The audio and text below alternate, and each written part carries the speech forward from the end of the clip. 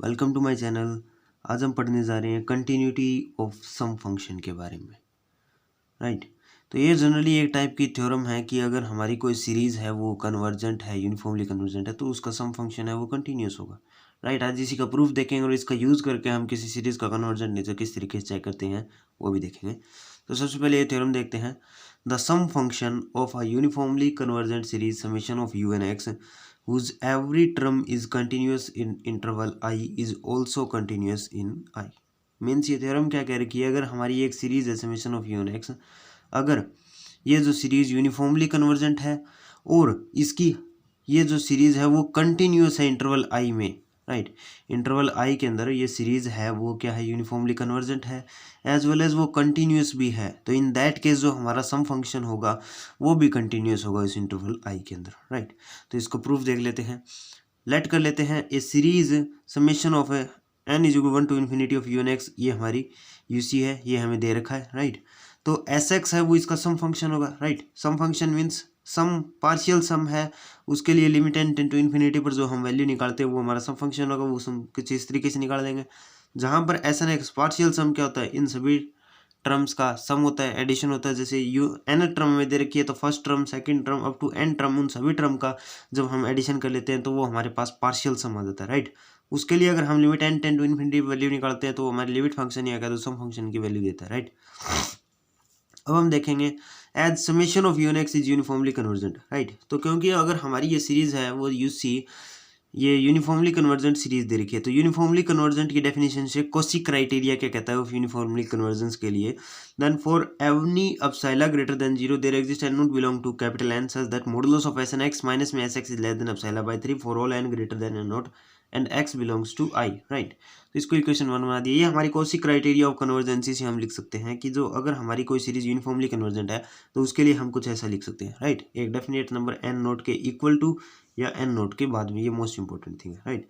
उसके बाद में अब हमें क्या प्रूव करना है कि सम फंक्शन कंटिन्यूस है। अगर हमारा सम फंक्शन कंटिन्यूस है किसी भी पॉइंट सी पर जो इस इंटरवल आई को बिलोंग कर रहा है, तो उसके लिए अब हमने अपसाइलर डायल डेफिनेशन से जो लिमिट एंड कंटिन्यूटी में हमने पढ़ रखी है उससे हम क्या लिख सकते हैं, एस एक्स माइनस में एस सी है वो लेस देन अपसाइलर बाय 3 आना चाहिए जब हमारा एक्स माइनस सी लेस देन डेल होगा। ये चीज़ हमें प्रूव करनी है। तो ये क्या कह रहा है कि अगर हमें ये प्रूव करना है कि हमारा सम फंक्शन कंटिन्यूस है, सम फंक्शन कंटिन्यूस है किसी पॉइंट सी पर जो इंटरवल आई को बिलोंग कर रहा है, तो अपसाइलर डायल डेफिनेशन के अकॉर्डेंस में हमें क्या प्रूव करना होगा, हमें ये प्रूव करना होगा कि modulus of s x minus में एस सी है वो लेस देन अपसाइलर बाय 3 है जब हमारा एक्स माइनस सी है वो लेस देन डेल है। ये चीज़ हमें क्या करनी होगी, ये चीज़ हमें प्रूव करनी होगी। राइट। ये चीज़ हम प्रूव करेंगे। ये अगर हम प्रूव कर देंगे तो हमारा जो एस एक्स है जो सम फंक्शन है वो अपने आप कंटिन्यूस हो जाएगा। राइट। तो इसी को प्रूव कर देते हैं।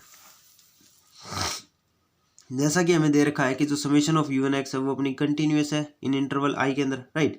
तो यहाँ से हम क्या लिख सकते हैं, कंटिन्यूटी की डेफिनेशन से अपसाइलन डेल डेफिनेशन क्या कहती है कंटिन्यूटी के लिए, for any epsilon greater than 0 there exist del greater than 0। एक डेल है वो पॉजिटिव क्वांटिटी है, ग्रेटर देन 0 किस तरीके से एग्जिस्ट करेगा कि हम modulus of S N x minus में S of C is less than epsilon by 3 आ जाएगा जब हमारा एक्स माइनस सी है वो लेस देन डेल होगा। तो इसको हमने इक्वेशन नंबर 2 मान लेते हैं। राइट।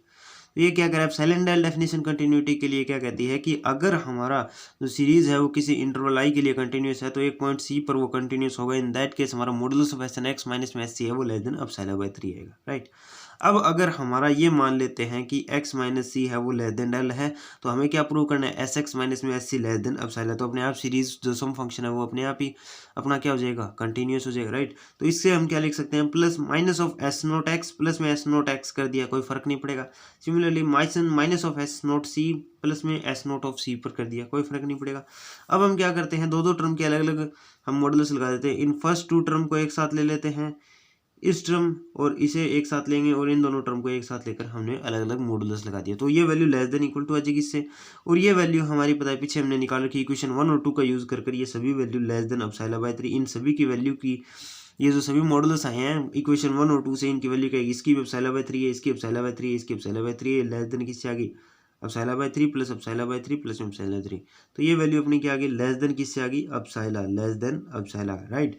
तो यहाँ से हम क्या लिख सकते हैं, जो हमारा एस एक्स है वो क्या है, कंटिन्यूस है। और एस एक्स हमारा अगर कंटिन्यूस हो जाता है तो ये चीज़ हमें प्रूव करनी थी कि अगर हमारी सीरीज़ है वो यूनिफॉर्मली कन्वर्जेंट है और वो कंटिन्यूस है, तो हमारा जो सम फंक्शन है दैट इज एस एक्स है वो भी कंटिन्यूस होगा। अब कुछ एक इंपॉर्टेंट चीज़ें याद रखने की है जिससे हम क्वेश्चन करने में आसानी होगी। That is for a series to be uniformly convergent, right. अगर हमारी एक सीरीज है वो यूनिफॉर्मली कन्वर्जेंट है, continuity of sum function is sufficient but not necessary. Necessary नहीं है कि सम फंक्शन की कंटिन्यूटी होना जरूरी है, लेकिन वो सफिशिएंट है, पर्याप्त कंडीशन है एक टाइप की, राइट। लेकिन अगर हमारा जो सम फंक्शन है वो डिसकंटिन्यूस है, series is not UC. Means अगर हमारा सम फंक्शन कंटिन्यूस है तो जरूरी नहीं है कि जो अपनी सीरीज है वो यूनिफॉर्मली कन्वर्जेंट हो। लेकिन अगर वो सम फंक्शन डिसकंटिन्यूस आ गया तो हमारी सीरीज है वो कभी भी यूनिफॉर्मली कन्वर्जेंट नहीं करेगी। तो एक टाइप की ये सफिशिएंट कंडीशन है, लेकिन एक नेसेसरी कंडीशन नहीं है। तो आइए अब इससे रिलेटेड एग्जांपल कर लेते हैं।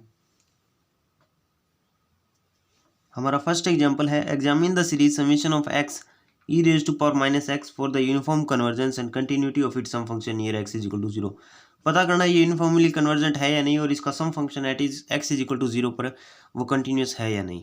तो हमारे पास सीरीज दे रखी, summation of you N x क्या है, summation of x E raise to minus 1x। अब हम पार्शियल सम की वैल्यू निकालते हैं, that is s N x. वो हमारे पास क्या आएगा, इन सभी टर्म का n इज इक्वल टू 1 पर n2 n3 इन सभी वैल्यूज का हम सम निकालेंगे तो हमारे पास ये आएगा।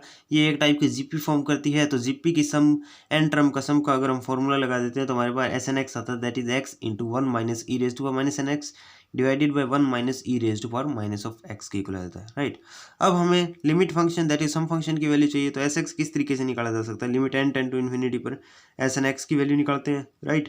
तो एस एन एक्स की वैल्यू ये है, अगर limit n tend to infinity कर देते हैं तो ये e raise to minus infinity क्या होता है, 0 होता है, राइट। 0 माइनस 1 क्या आएगा 1, तो ये वैल्यू अगर हम सोल्व करेंगे तो हमारे पास क्या आ गया, x divided by 1 minus e raise to power minus of x क्या आ गया, तो सम फंक्शन ही आ गया। तो सम फंक्शन की अगर हम वैल्यू देखते हैं, जब x does not equal to 0 है तो हमारे पास आएगा x divided by 1 minus e raise to power minus x. Similarly अगर x इज इक्वल टू 0 है तो इन दैट केस हमारी सम फंक्शन की वैल्यू क्या आएगी, 0 के इक्वल आएगी, राइट। अब हमें कंटिन्यूटी की डेफिनेशन से हमें पता है, लिमिट एंड कंटिन्यूटी का जो चैप्टर उसमें हमने पढ़ रखा है कि हमारा सम फंक्शन है कब कंटिन्यूस होगा, उसके लिए अगर लेफ्ट लिमिट की वैल्यू राइट लिमिट की वैल्यू के बराबर आ जाए, राइट, और उस पॉइंट पर उस फिक्स वैल्यू के बराबर आ जाती है तो हमारा कंटिन्यूस हो जाता है। That means limit left hand limit वो राइट हैंड लिमिट के इक्वल आ गई, और एट पॉइंट 0 पर देख रहे हैं तो 0 पॉइंट पर जो सम फंक्शन की जो वैल्यू आती है उसकी अगर ये तीनों वैल्यूज इक्वल हो जाती है, इन दैट केस हमारा जो गिवन सम फंक्शन है वो इसमें कंटिन्यूट हो जाता है, राइट। कंटिन्यूटी के लिए तो अगर हम यहाँ पर देखा जाए तो लिमिट फंक्शन की वैल्यू निकालते हैं, राइट। लिमिट की वैल्यू अगर निकाली जाए तो लिमिट एक्स अप्रोचेज टू 0, दोनों लिमिट हमने कंबाइन ले ली, पॉजिटिव की तरफ भी जा सकता है नेगेटिव की तरफ जा सकता है, वो हम नहीं ले रहे हैं। तो हम ले रहे हैं कि लिमिट की वैल्यू निकाल रहे हैं एक बार हम डायरेक्ट। तो लिमिट की वैल्यू निकालेंगे तो limit x approaches to 0 of s x हमारे पास क्या आएगा, limit x approaches to 0 s x क्या है, x divided by 1 minus e raise to power minus of x.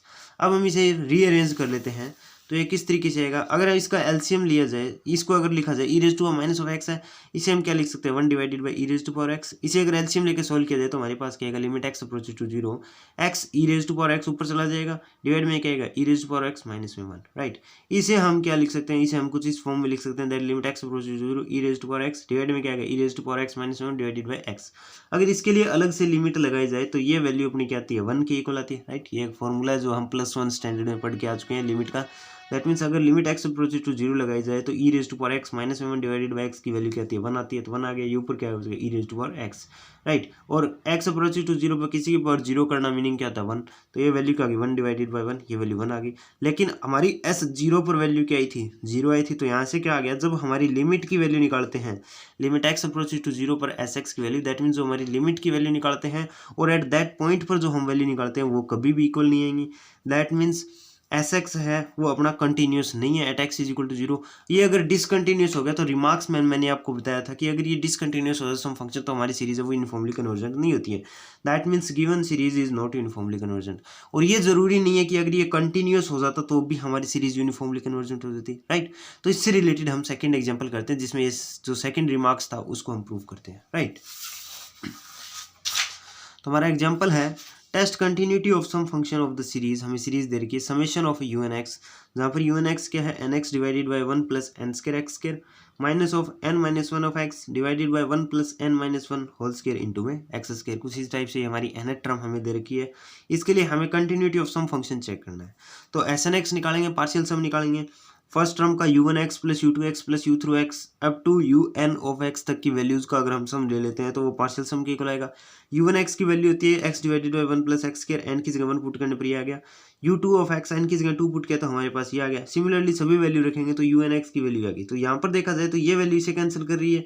Similarly इसके आगे एक माइनस की वैल्यू आएगी जो इसे भी कैंसिल कर जाएगी। सिमिलरली ये माइनस की वैल्यू है, इसके आगे एक प्लस की वैल्यू आती है उसे कैंसिल कर जाए। तो यहाँ पर क्या बच जाएगा, हमारे पास सिर्फ एक ये टर्म बचेगी। That means s N x हमारा क्या होगा, n x divided by one plus n square of x square के इक्वल आएगा एस एन ऑफ एक्स। तो उसे लिख लेते हैं। तो हमारे पास जो एस एन एक्स है वो क्या आ गया, वो आ गया n x divided by one plus n square x square के इक्वल आ गया, राइट। अब अगर हम x is equal to zero पर देखें तो हमारा x क्या, एस एक्स की वैल्यू निकालते हैं, सबसे सम फंक्शन की वैल्यू निकालते हैं, वो हमें x is equal to zero पर और लिमिट की वैल्यू निकालेंगे तो वो हमारी कंटिन्यूटी का पता चल जाएगा, राइट। तो सम फंक्शन की वैल्यू निकालते हैं। सम फंक्शन कैसे निकलता है, limit n to infinity s n of x से निकलता है। एस एन एक्स हमने पुट कर दिया तो यहाँ से सम फंक्शन की वैल्यू जीरो आ रही है, राइट। तो एस जीरो की वैल्यू निकालेंगे वो भी जीरो आ रही है, और limit x approach to zero पर एस एक्स की वैल्यू निकाल रहे हैं वो भी जीरो आ रही है, राइट। तो यहाँ से हमारे पास क्या आ जाता है, यहाँ से आ जाता है कि limit x approach to zero पर एस एक्स है वो एस जीरो के बराबर है। दैट मीन्स जो सम फंक्शन है वो कंटिन्यूस है। लेकिन अगर हम इसका यूनिफॉर्म कन्वर्जेंट नेचर चेक करते हैं तो वो कभी भी यूनिफॉर्मली कन्वर्जेंट नहीं होती है। तो यहाँ से ये प्रूव हो गया कि चाहे हमारा सम फंक्शन कंटिन्यूस हो लेकिन हमारी जो सीरीज है वो यूनिफॉर्मली कन्वर्जेंट हो, ये ज़रूरी नहीं है। लेकिन अगर हमारा सम फंक्शन डिसकंटिन्यूस है तो हमारी सीरीज डेफिनेटली वो कभी भी यूनिफॉर्मली कन्वर्जेंट नहीं होगी। Thank you.